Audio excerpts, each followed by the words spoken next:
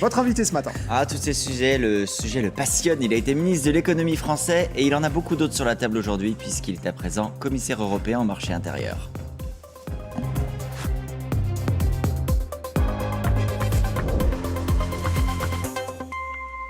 Bonjour Thierry Breton. Bonjour. Merci beaucoup d'avoir accepté notre invitation. En 2 jours, 2 organisations internationales ont mis en garde la France, le FMI et l'OCDE. Le FMI estime qu'il est temps d'arrêter le quoi qu'il en coûte. L'OCDE, elle, dit qu'il faut améliorer le ciblage des mesures de soutien à l'économie, ménages et entreprises pour en réduire le coût. Est-ce que c'est aussi votre avis ? D'abord, tous les pays européens sont concernés. Chacun a eu son commentaire. L'Allemagne, l'Italie, on attend encore un tout petit peu parce qu'il y a un nouveau gouvernement. La France aussi.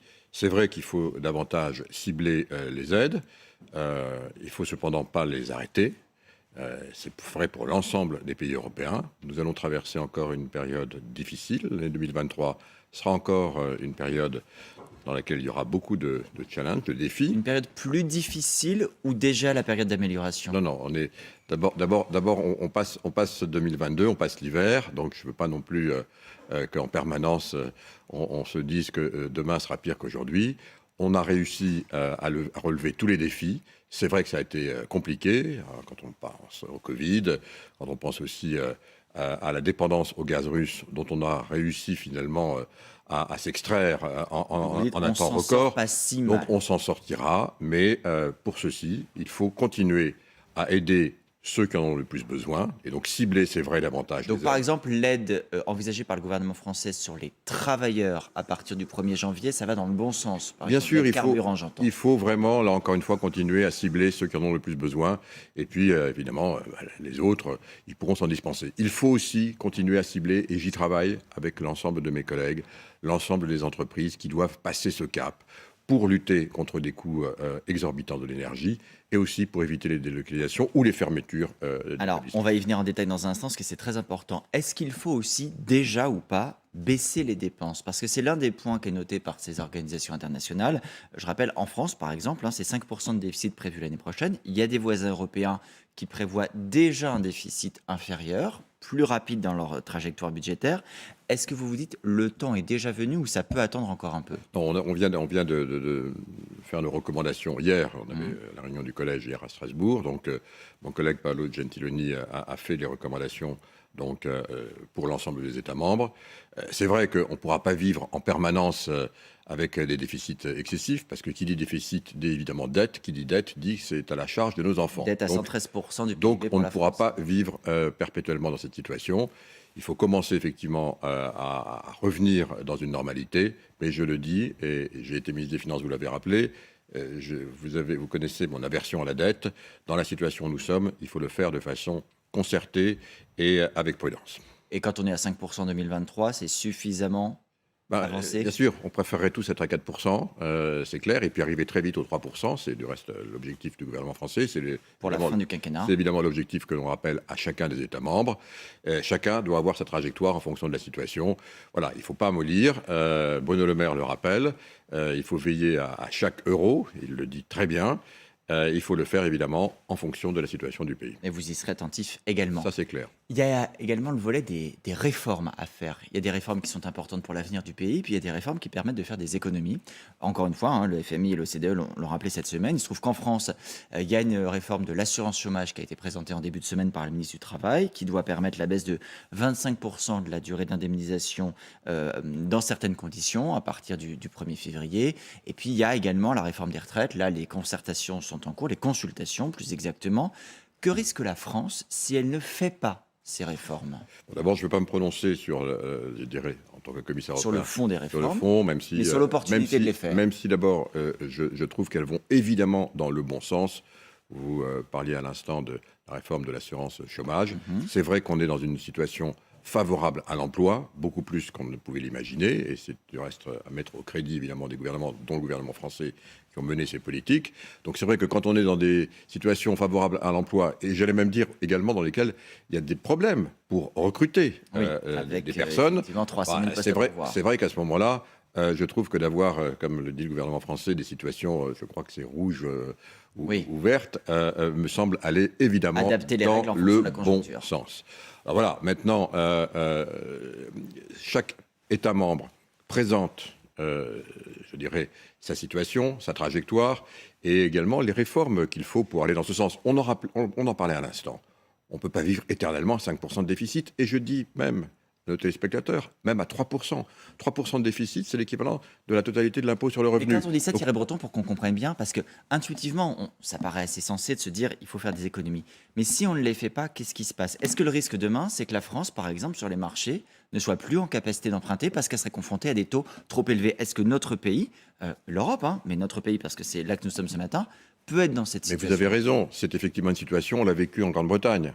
Donc ça peut Qui est un arriver. pays, une économie forte. Ça peut arriver évidemment à tous ceux qui estiment que l'argent tombe du ciel sans qu'on ait de compte à rendre. Ça se finit comme, hélas, ça s'est terminé pour Madame Truss. Donc voilà, donc on sait où Avec ça une va. chute du gouvernement et la Donc, première ministre qui a dû partir. et du reste, quand vous voyez ce qui est dit et puis ce qui est réalisé ensuite, on a vu que Madame Meloni, qui vient d'arriver au pouvoir, avait dit beaucoup de choses. On voit que maintenant, dans l'application, elle est beaucoup plus, effectivement, je dirais, et elle a raison, dans une normalité qui fait qu'elle va éviter de mettre son pays dans une situation comme l'a été la Grande-Bretagne, et c'est bien. Donc voilà, on a tous des choses à faire, tous les États membres, il faut les faire, chacun à son rythme. Donc la Commission veille à ce que ça se fasse, évidemment, de façon acceptable à son rythme. Mais oui, je vous le confirme, il faut que chaque pays revienne dans la normalité, c'est-à-dire en dessous des 3%. Et pour ça, il y a des réformes à faire. Les États les présentent, et puis après ça, charge pour eux de les faire. Alors, vous avez souligné justement à l'instant, il y a des situations différentes en fonction des États.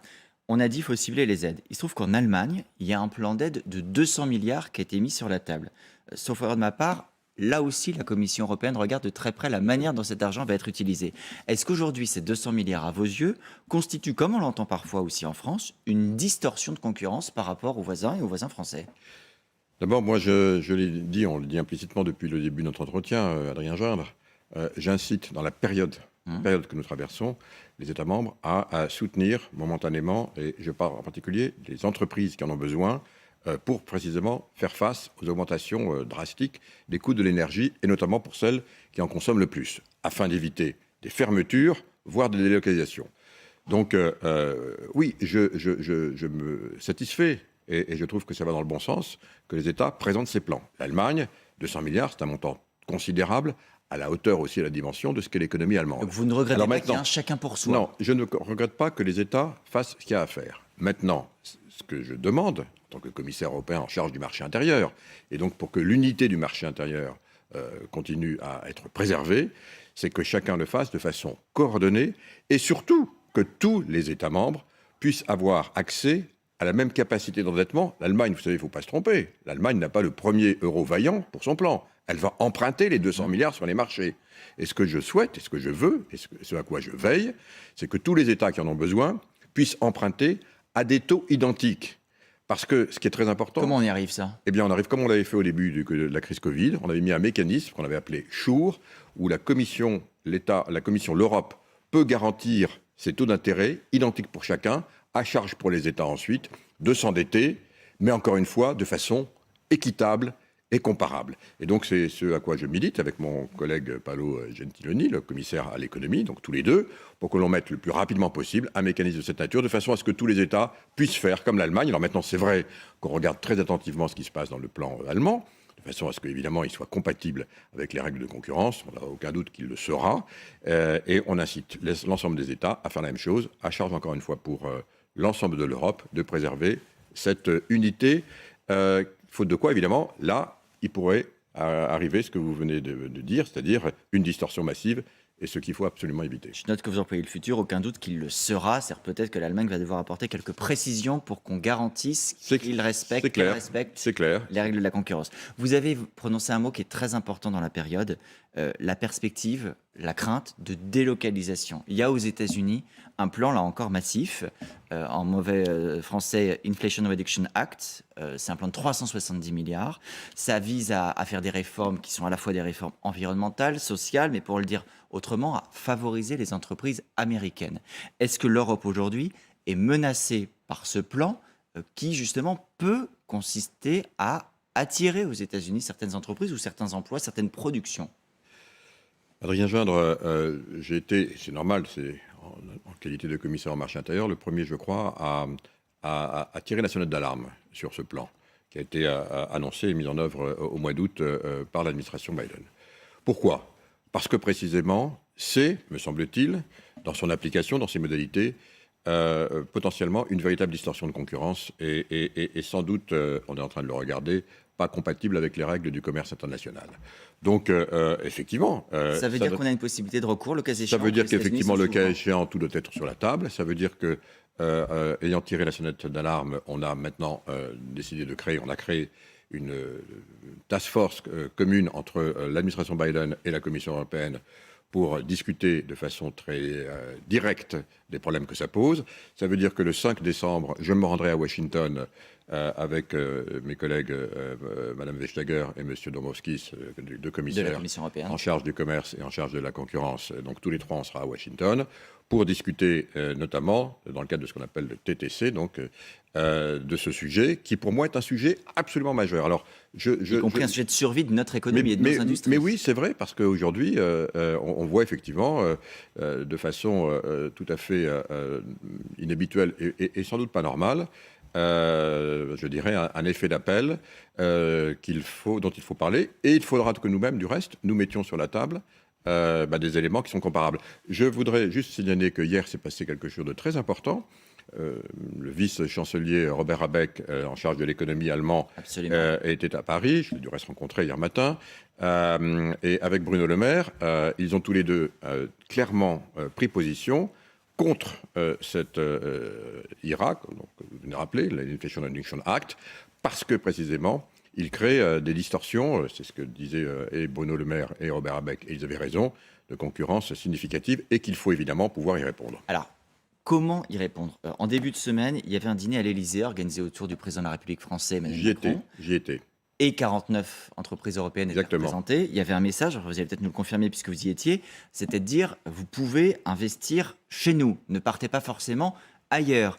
Il y a aussi cette idée que la France a déjà poussée, vous allez me dire quelle est votre position, d'un Buy European Act. L'idée c'est de dire quand on a par exemple des services publics, des marchés publics plus exactement, on peut le réserver à des entreprises européennes. Est-ce que c'est ça l'outil qu'il faut utiliser, Oui. qu'il faut activer? Oui, alors, ce dîner auquel vous faites référence donc, réunissait autour du président de la République ce qu'on appelle le European Roundtable, c'est-à-dire la table ronde européenne qui concerne les 50 plus grandes entreprises européennes. Donc, ce sont des entreprises européennes. Donc, en tant que commissaire, moi, en charge. Mais libres d'investir où elles le veulent. Oui, mais comme toute entreprise, évidemment. Mais évidemment, ce sont des entreprises européennes, et si elles sont européennes, c'est qu'elles ont choisi d'être installées en Europe, et donc qu'elles ont, en tout cas, je le pense et je le sais, l'Europe cheville au corps. Nous sommes encore. Mais une elles fois, ont pris un des grand continent. engagements concrètement à l'occasion de ce dîner? Non, on discute. On ne prend pas des engagements dans un dîner. En tout cas, on discute effectivement des problèmes et des solutions. Et c'est vrai que, clairement, donc les entreprises ont toutes indiqué qu'il y avait, je dirais, cet effet d'appel qui avait été lancé par Elles y les sont États-Unis. sensibles. Elles l'entendent, mais effectivement, nous, on est en train d'abord, je l'ai dit, de voir ce qui est légal et ce qui ne l'est pas. Et puis, deuxièmement, de proposer des solutions. Alors, vous avez raison, il y en a plusieurs, il y en a trois, on va dire. Vous avez d'abord la possibilité, et on y travaille, d'avoir un fonds souverain européen. C'est quelque chose que je pousse, sur lequel on travaille pour pouvoir répondre précisément dans des cas précis. Donc ça va voir le jour rapidement. Deuxièmement, c'est effectivement de pouvoir accompagner les entreprises, notamment, il s'agit surtout des entreprises, je dirais, qui sont concernées par les transitions, les grandes transitions, la transition numérique ou la transition verte. Donc, que pour ces entreprises, on puisse avoir des aides sélectives, comparables à ce qui peut être fait aux États-Unis, de façon à ce que, évidemment, elles soient compétitives. Le problème, c'est de maintenir un niveau de compétitivité identique. Et puis, troisièmement, d'avoir des accompagnements également pour, je dirais, effacer les surcoûts des prix de l'énergie. Je rappelle quand même qu'aux États-Unis, le coût de l'énergie est 3 à 4 fois moins cher qu'en Europe aujourd'hui. Les États-Unis du reste nous vendent leur gaz avec un effet multiplicateur de 4 lorsque ça traverse l'Atlantique. C'est aussi de ça dont on va parler à Washington le 5 décembre. Juste, vous avez à plusieurs reprises dit on va voir si justement c'est conforme aux règles, etc. comment ça peut se passer le cas échéant? Est-ce que l'OMC a le pouvoir de dire Bien aux sûr. États-Unis Alors, non? pourquoi je dis on va voir? Parce qu'évidemment, d'abord, ça n'a que, entre guillemets, 2 mois et demi. Hein. On parle, ça fait pas 2 ans. Donc, on est dans les temps, si vous me permettez cette expression. Mais effectivement, il faut être très clair. Et bien sûr, les Américains sont nos alliés, les États-Unis sont nos alliés, ils le restent. Mais quand quelque chose ne va pas, il faut aussi, entre alliés, se le dire. Et c'est pour ça que je le dis et que je le dirai. Maintenant, je vous dis, sur l'OMC, il faut avoir des cas. Donc, il faut instruire des cas précis. Donc, ces cas, ils sont pas encore là. On les anticipe, on est attentif. Et c'est la raison pour laquelle il y a toujours un décalage entre ce qui peut se passer et puis l'instruction. Je le redis. Personne n'a intérêt à aller devant l'OMC et à réouvrir ce qu'on appelle une guerre commerciale. Ni les États-Unis, ni l'Europe. Donc j'espère que la raison va prévaloir. Il y a aussi parfois nos propres règles, nos propres procédures. Vous le disiez hier, Bruno Le Maire et son homologue allemand se sont rencontrés et ils disent à la Commission, sur les projets importants d'intérêt européen commun, on a des procédures qui sont trop longues face à la Chine, trop longues face aux États-Unis. Parfois, ça peut prendre 2 ans chez nous, c'est parfois quelques semaines chez eux. Qu'est-ce que vous leur répondez? Eh bien, ils ont raison. Ils ont complètement raison et c'est quelque chose. Ça dépend évidemment de nos règles de concurrence. Et il faut vraiment. Nos règles de concurrence, elles datent évidemment. C'est-à-dire qu'il faut les changer. Il faut les adapter, c'est incontestable. Et je le dis depuis un certain temps, il faut vraiment maintenant qu'on le fasse. Nos règles de concurrence sont pas. Elles fonctionnent bien, il faut toujours avoir de la concurrence, c'est très important. Mais enfin, c'est vrai qu'il faut les adapter maintenant à la nouvelle réalité du monde. Quelle est cette nouvelle réalité du monde? C'est le fait qu'on est évidemment un continent, parmi 2 ou 3 autres grands continents, qui sont pour certains nos alliés, mais aussi nos concurrents. Pour d'autres, je parle des États-Unis. Pour certains, nos rivaux systémiques, mais aussi nos partenaires commerciaux. Je parle de la Chine. Et puis qu'on est dans un contexte de guerre énergétique, de guerre aussi sur le continent européen, de transition absolument massive pour atteindre le zéro carbone en Europe à l'horizon 2050. Donc tout ça doit être pris en compte. Et oui, nos règles de concurrence doivent s'adapter et il va falloir que la Commission le fasse rapidement. Une toute petite question très rapidement sur un point de détail. Hier aussi, France et Allemagne disent nous devons aussi veiller à notre approvisionnement en métaux critiques et en métaux rares. Et le ministre allemand a dit, mais les terres rares, on peut les extraire aussi en Europe. Il faut regarder les possibilités d'extraction. On a la possibilité en Europe de faire ce que fait la Chine aujourd'hui. Bien sûr, alors c'est un sujet sur lequel, donc, qui est aussi dans ma responsabilité. Hein, donc on a lancé ce travail depuis maintenant 18 mois. On a une cartographie très précise du sous-sol européen. Où est-ce qu'il y en a aujourd'hui? Où est-ce qu'on peut aller puiser? Il y en a en Europe, il y en a au Portugal, il y en a en France, il y en a en Allemagne, il y en a en Finlande, il y en a en Suède. Il y en a un peu partout, il y en a en Pologne, il y en a en Roumanie. Donc on a effectivement aujourd'hui à peu près, si vous voulez, la potentialité de réaliser, d'extraire 30 à 40% de ce dont on a besoin. Encore une fois, l'Europe ne vivra pas jamais et ne doit pas vivre en autarcie. Aucun continent peut vivre en autarcie. Mais c'est vrai que si on a la capacité de pouvoir extraire, et j'y travaille avec Robert Habeck, donc le ministre allemand en charge de ces questions depuis maintenant 6 mois, on va donc proposer ce qu'on appelle excusez l'anglicisme, mais c'est le terme consacré, un Raw Material Act, c'est-à-dire une législation pour vraiment préserver nos matériaux critiques et notre autonomie stratégique dans les matériaux critiques. D'une part, en augmentant la capacité avec de l'extraction, mais de l'extraction qui, en Europe, qui peut être faite en respectant ce qui est très important pour nous, c'est-à-dire la biodiversité, l'environnement et les collectivités. Où et quel en France, on a déjà maintenant identifié dans le centre de la France des mines importantes de lithium. On en a aussi à l'est, donc près du Rhin. Donc on a vraiment ces capacités. Il faut le faire en respectant évidemment nos propres contraintes, mais aussi faire en sorte que pour ceux... À quelle échéance? Ça c'est le début de l'année prochaine. Donc on est vraiment maintenant très près d'aboutir. Et puis aussi... Début de l'année prochaine pour commencer l'extraction pour avoir précisément l'ensemble de nos nouvelles décisions. Et puis, mais on travaille déjà. Il y a vraiment beaucoup de travaux qui sont lancés. Mais puis il y a aussi les dépendances, parce qu'on n'aura pas tout. Bien là, il faut avoir les rapports de force pour pouvoir le faire de façon sécurisée. 2 petites questions encore rapidement, on arrive bientôt à la fin de cet entretien. Juste sur les prix de l'énergie. Il y a une réforme du marché européen de l'énergie qui est sur la table. on n'en voit toujours pas concrètement la couleur. Alors la Commission, pour le coup, fait son travail, hein, elle propose un mécanisme temporaire pour plafonner les prix du gaz. J'ai envie de vous dire, c'est très bien, mais est-ce que ça va changer quoi que ce soit pour les consommateurs? Est-ce que ça va faire baisser la facture? Ou c'est simplement pour nous prémunir à l'avenir de hausses supérieures dans des cas extrêmes? Alors, vous voyez, on est rapide parce que cette décision, elle a été proposée, on en a discuté hier au collège, donc au collège, donc c'est notre Conseil des ministres donc de Avec tous l'Europe. les commissaires européens. Donc, on a proposé maintenant, donc hier soir, donc ce nouveau mécanisme pour éviter les hausses trop rapides, trop violentes. On se souvient que C'est éviter les hausses, c'est pas pour faire baisser le prix à court on terme. se souvient qu'à l'été, le prix du gaz était monté à plus de 300 euros. Il est maintenant redescendu à 110. Donc c'est mieux. Mais pourquoi, Adrien Jeanne? Parce que D'un mot, ce qu'on arrive vraiment à la fin. parce que nous devons nous préparer pour 2023. On va passer l'hiver 2022, c'est certain. Il faut maintenant nous préparer aussi à 2023 et éviter que lorsqu'on va racheter du gaz, parce que nos cuves stratégiques se seront vidées, bien qu'on puisse le faire dans de bonnes conditions. Un tout dernier mot de commentaire. On lit ce matin chez nos confrères du Parisien qui s'y intéresse le fait que la Banque Centrale Européenne veut imposer des taux variables aux banques françaises, notamment pour les prêts immobiliers qui pratiquent aujourd'hui des taux fixes. Est-ce que c'est ce qu'il faut faire? Est-ce que c'est pas la meilleure manière d'envoyer les consommateurs dans le mur et surtout de les dégoûter de l'Europe? Non, de toute façon, il est évident que la politique des taux, telle qu'on l'a connue au cours des 6-7 dernières années, va changer. On ne peut pas vivre éternellement à des taux aussi bas, on le sait. On ne peut pas vivre éternellement même à des taux négatifs. Donc voilà, il faut quand même que chacun comprenne qu'on va réadapter nos taux, y compris dans leur Y flexibilité. compris en faisant des taux variables. En tout cas, c'est pas moi qui vais le faire, c'est la Commission, mais je comprends encore une fois la direction dans laquelle elle veut aller. Merci beaucoup Thierry Breton d'avoir été notre invité ce matin et de nous avoir éclairé sur tous ces sujets essentiels pour l'avenir. Dans